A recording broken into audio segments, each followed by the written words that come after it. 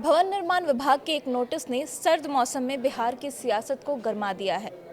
भवन निर्माण विभाग की तरफ से जारी नोटिस में राबड़ी देवी को उनका 10 सर्कुलर रोड वाला आवास खाली करने को कहा गया है और उनका नया पता अब भवन निर्माण विभाग ने आवंटित किया है 39 हार्डिंग रोड। इस खबर के बाद से आरजेडी में हलचल मची हुई है। लालू परिवार तनाव में है। यहाँ तक कि परिवार से नाता तोड़ने का ऐलान कर चुकी बेटी रोहिणी आचार्य ने भी इस पर नाराजगी जताई है और सोशल मीडिया पोस्ट भी किया है। लेकिन क्या आप जानते हैं कि ये जो आवंटन हुआ है नए आवास का और पुराना आवास छोड़ने का आदेश जारी किया गया है, इसके पीछे नई सरकार नहीं बल्कि खुद तेजस्वी यादव जिम्मेदार है। सुनकर आपको हैरानी होगी, लेकिन ये बात सच है। नमस्कार, मेरा नाम है जूली। आप देख रहे हैं न्यूज़ 18 का डिजिटल प्लेटफॉर्म। सत्ता परिवर्तन के बाद बिहार में केवल मंत्री परिषद ही नहीं बदला, बल्कि अब नेताओं के सरकारी ठिकानों का पता भी बदलने लगा है। राज्य सरकार के भवन निर्माण विभाग ने फैसला लिया है कि पूर्व मुख्यमंत्री राबड़ी देवी को 10 सर्कुलर रोड स्थित बंगला अब छोड़ना पड़ेगा। प्रशासन की ओर से इसके निर्देश भी जारी कर दिए गए हैं और उनके लिए नया बंगला भी आवंटित कर दिया गया है। बता दें कि राबड़ी देवी विधान परिषद में विपक्ष की नेता हैं और करीब 16 जनवरी 2006 से 10 सर्कुलर रोड स्थित बंगले में रह रही थी। अब सरकारी आदेश के तहत उन्हें हार्डिंग रोड स्थित केंद्रीय पूल आवास बंगला नंबर 39 में शिफ्ट किए जाने का निर्णय किया गया है। भवन निर्माण विभाग ने कहा है कि विधान परिषद में विपक्ष के नेता के लिए ये बंगला निर्धारित किया गया है। ऐसे में सवाल है कि जब वो पूर्व मुख्यमंत्री भी हैं और फिलहाल विधान परिषद में नेता प्रतिपक्ष भी हैं, तो उन्हें बंगला क्यों खाली करना पड़ रहा है। दरअसल इसके पीछे की वजह तेजस्वी यादव का 8 साल पहले का उठाया गया वो कदम है जो इस फैसले का कारण बन गया है। सरकारी आदेश की जड़ अदालत का वो फैसला है जिसे तेजस्वी यादव ने खुद ही आगे बढ़ाया था। सिस्टम सुधार की जो लड़ाई तेजस्वी यादव ने शुरू की, आज वही सिस्टम उनके परिवार के लिए कड़ा साबित हो रहा है।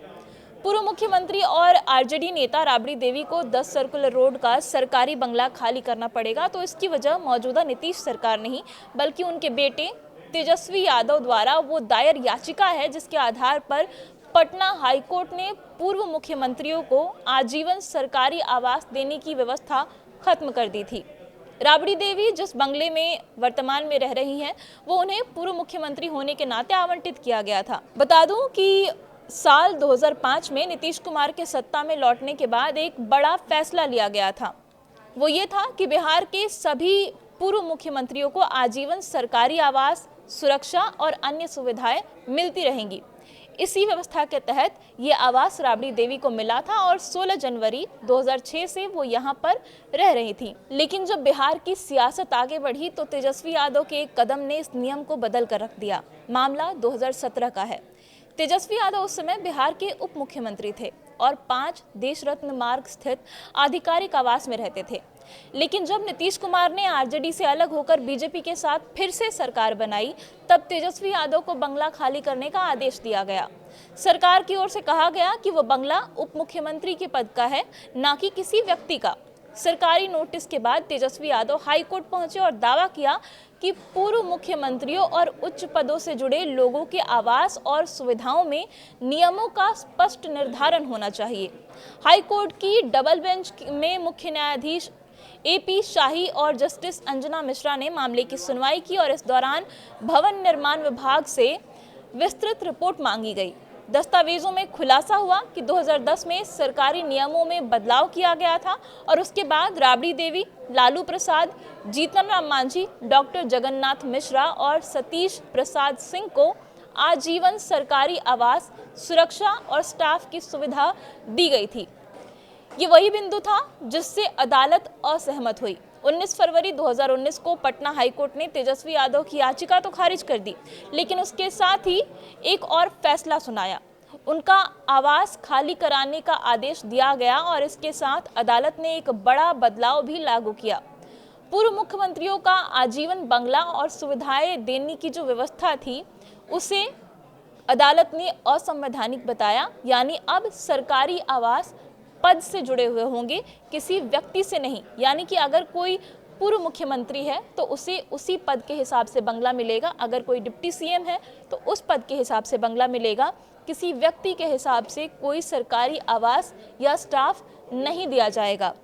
हाई कोर्ट के उसी आदेश के आधार पर अब राबड़ी देवी को 10 सर्कुलर रोड आवास छोड़ना होगा और उन्हें नया आवास 39 हार्डिंग रोड दिया जा रहा है, क्योंकि वो अब विधान परिषद में विपक्ष की नेता है। तेजस्वी यादव इस समय नेता प्रतिपक्ष हैं, इसलिए उन्हें एक पोलो रोड वाला बंगला मिला है, लेकिन वो अभी भी 10 सर्कुलर रोड में ही रहते हैं और ऐसे में अब उन्हें भी औपचारिक रूप से अपना पता बदलना पड़ेगा, क्योंकि उनका जो आवास है मौजूदा 10 सर्कुलर रोड, जो कि उनकी मां राबड़ी देवी के नाम पर आवंटित है, वो अब खाली करने का आदेश दे दिया गया है। बिहार में राजनीतिक फैसले अक्सर सत्ता परिवर्तन के साथ बदलते रहते हैं, लेकिन इस बार की कहानी कुछ अलग है। ये बदलाव राजनीतिक बदले या फिर सरकारी आदेश का नतीजा नहीं है, बल्कि एक ऐसे न्यायिक फैसले का परिणाम है जिसे शुरू करने वाले खुद तेजस्वी यादव थे। अब ये कहना गलत नहीं होगा कि राजनीति में फैसले समय के हिसाब से लिए जाते हैं, लेकिन उनका असर समय बदलने के बाद भी पीछा नहीं छोड़ता, जैसा कि लालू परिवार के साथ हुआ है। तेजस्वी यादव ने 2017 में जो कदम उठाया था, जो फैसला लिया था, जो याचिका दायर की थी, वो अब उन्हीं पर उल्टी पड़ गई है। उनके परिवार को उसका खामियाजा भुगतना पड़ रहा है और अब राबड़ी देवी को 10 सर्कुलर रोड वाला आवास छोड़कर 39 हार्डिंग रोड के आवास में शिफ्ट होना पड़ेगा। इस पूरे मामले पर आपकी क्या राय है? आप क्या सोचते हैं? जो फैसला है उससे आप सहमत हैं या नहीं? अपनी राय हमें कमेंट में बताएं। लेकिन इस वीडियो में अभी इतना ही। धन्यवाद।